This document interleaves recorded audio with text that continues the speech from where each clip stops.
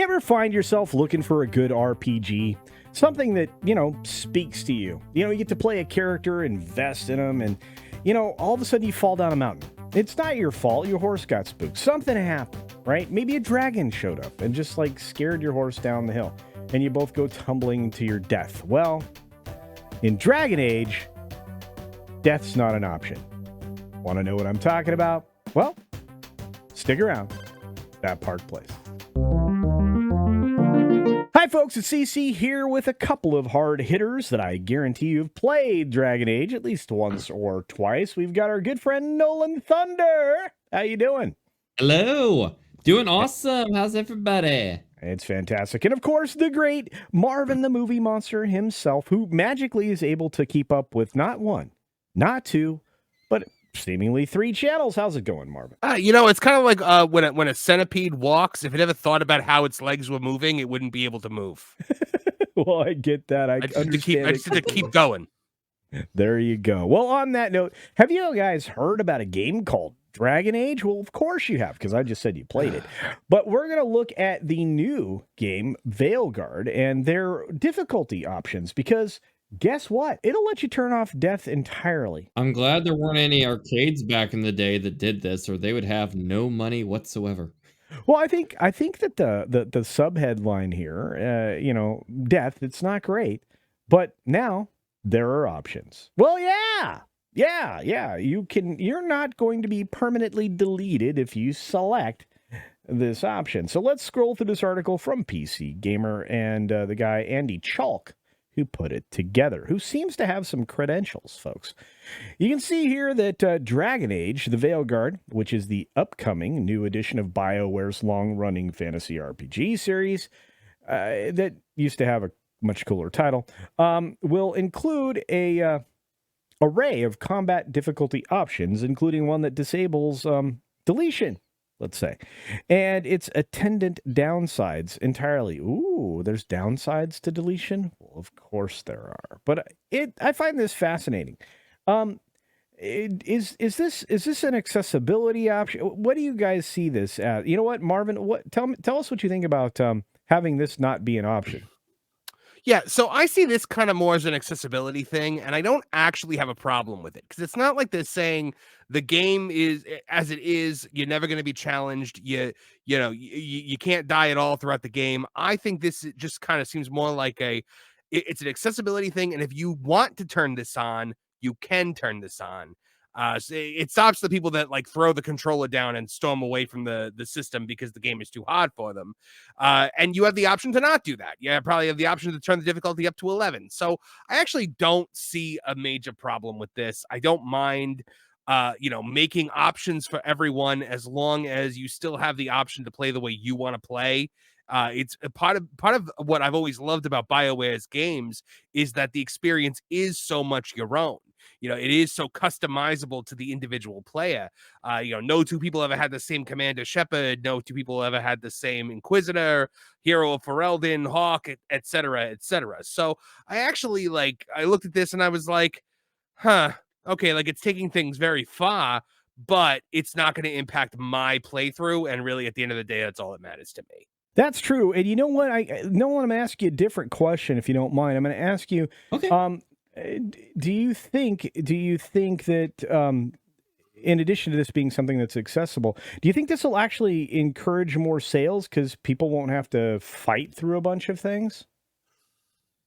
I don't know how much it will really impact the sales, because I remember at this point, it was a lot of years ago at this point. I remember my father wasn't really a gamer per se, but I remember when Arkham City was this big brand new game and stuff like that, he would routinely watch me play the game. He didn't really like the controllers and stuff like that. He wasn't a gamer, but it was a lot of fun for us being able to have that father-son connection, being able to play through the game and getting to see the world of Batman, even if you weren't the player.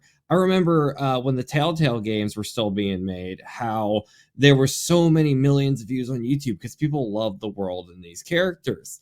So I think there's definitely an interest in the people who are interested in the worlds, but not necessarily playing the game itself.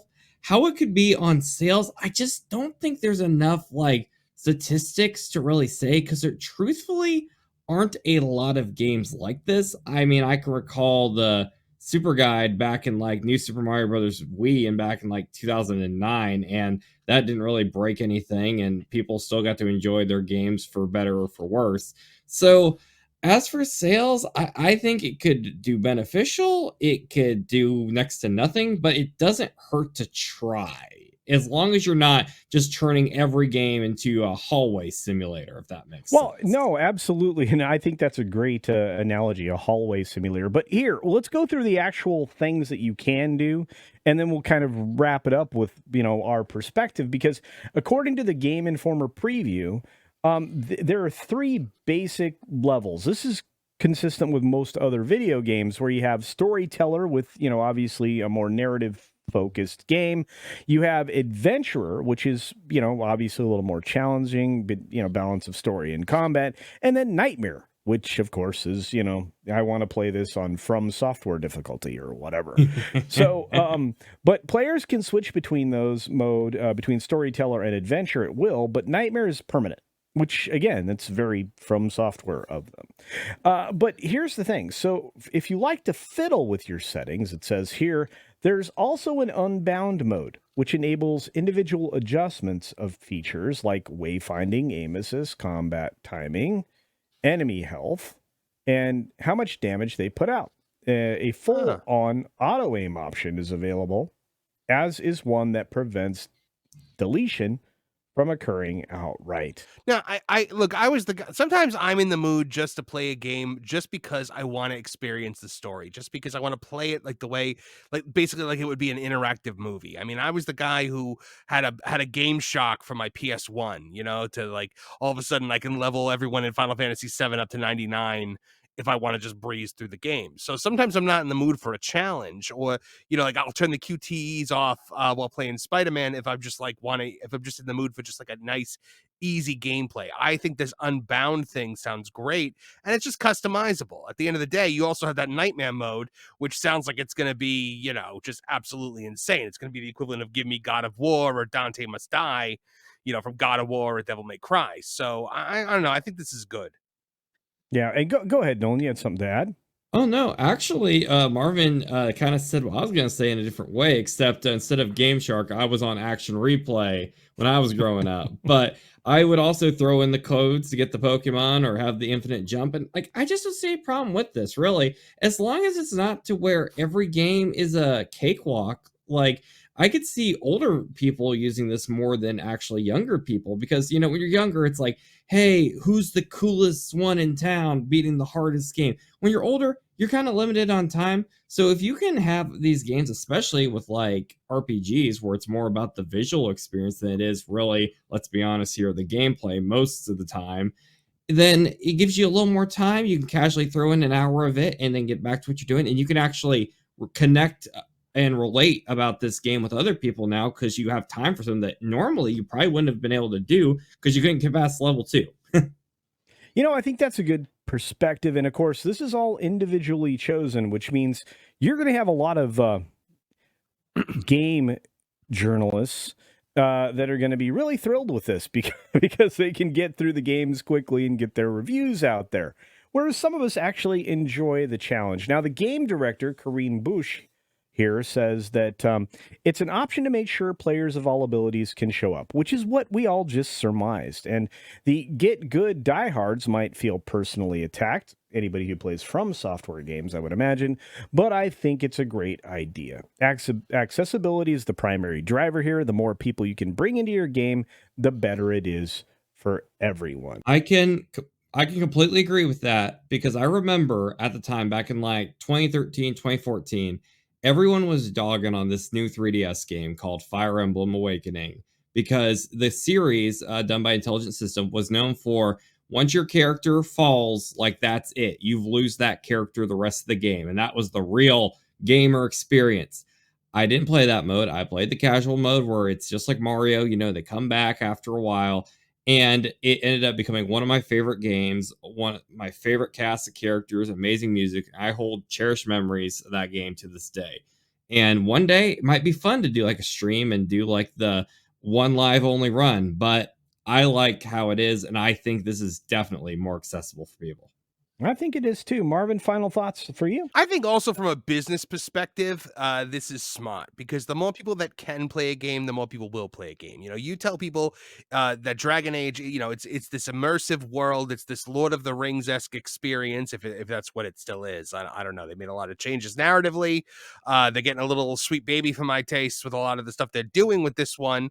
But hopefully that's all still mostly optional the way it was in previous games, so that players of all different styles can play. That being said, the more people that can play a game, the more people will play a game, the more money that gets made, the better games we can make in the future. So, you know, loath as I am for EA to ever make any amount of money off of me, BioWare is the one area where I'm still kind of beholden to them. Well, and I will say, and in other videos that we'll be covering or we have covered, we know that this game has been structured in a way that there's going to be some things that are going to offend gamers' sensibilities just because of the sweet infant factor. But I will say this: I'm still gonna try to play this game, and if it's not too objectionable, I'll give a hearty review and hopefully one that's positive. On that note, folks, we want to know what you think. Tell us what you think about the idea or the option to play this game where, well, you won't be deleted. In fact, you probably just have a nap or something. Maybe just limp off into a corner somewhere. But let us It'd be know like what you think Warcraft, about- like Warcraft. You wake up in the graveyard and go back to your body. Yeah, you just go for a little run. It's a jaunt. It's a jog. You know, you get some exercise in there with non-existent logo. Anyway, regardless, let us know what you think about whether or not that's a good addition or a bad one. Let us know if you think that this is something that accessibility-wise is a bonus, especially for people who may be younger or older and still want to take a chance at these games. Again, your comments and thoughts down in the comment section below. We would truly appreciate it. And on behalf of the other gentlemen here, I'll say this: game on.